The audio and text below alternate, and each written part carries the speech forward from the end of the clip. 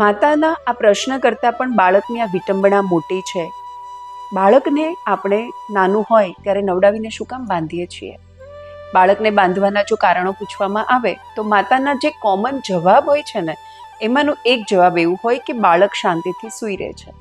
બીજો જવાબ એવો હોય કે જો બાંધીએ નહીં તો બાળકના પગ વાંકા રહે. આ બેમાંથી એક પણ કારણ સાચું નથી. બાળકને બાંધીએ નહીં તો બાળક આરામથી સૂઈ ના શકે, આ જવાબ બિલકુલ ખોટો છે. તમે તમારા મમ્મી અને દાદીને એકવાર પૂછજો. આપણે લોકો બંધાઈને મોટા નથી થયા, છતાં પણ ખૂબ સારી ઊંઘથી બહુ સારો વિકાસ આપણે કર્યો છે. અત્યારે માતા એટલી બધી વ્યસ્ત થઈ ગઈ છે કે બાળકને બાંધીને સુડાવી દે છે અને એ પોતે પોતાના કામમાં પરોવાઈ શકે, પોતાની અનુકૂળતા માટે, પોતાની સગવડતા માટે તે બાળકને બાંધી રહી છે.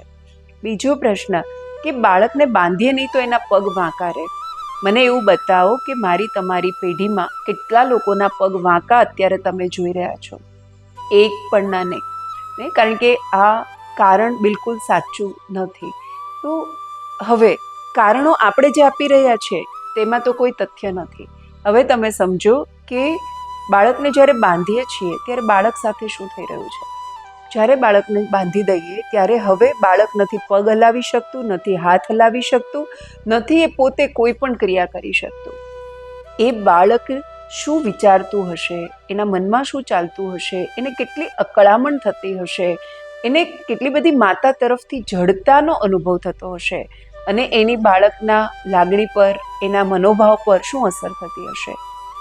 એક મા તરીકે શાંતિથી બેસીને બાળકના પક્ષે જઈને આ અનુભવવાની એકવાર કોશિશ કરજો.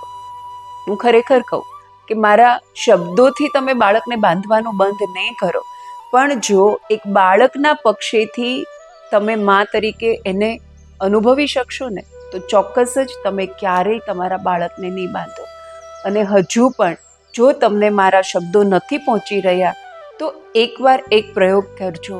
હું બહુ ચોખ્ખું કહું છું કે એ જ માને પોતાના બાળકને બાંધવાનો અધિકાર છે કે જે મા પોતે જે રીતે પોતાના બાળકને બાંધી રહી છે ને એકદમ ટાઈટ, પોતે પણ એ જ રીતે બંધાઈને 8 દિવસ સૂઈ જોવે અને જો એને લાગે કે બાંધીને સારી ઊંઘ આવે છે તો ચોક્કસ તમે તમારા બાળકને બાંધજો.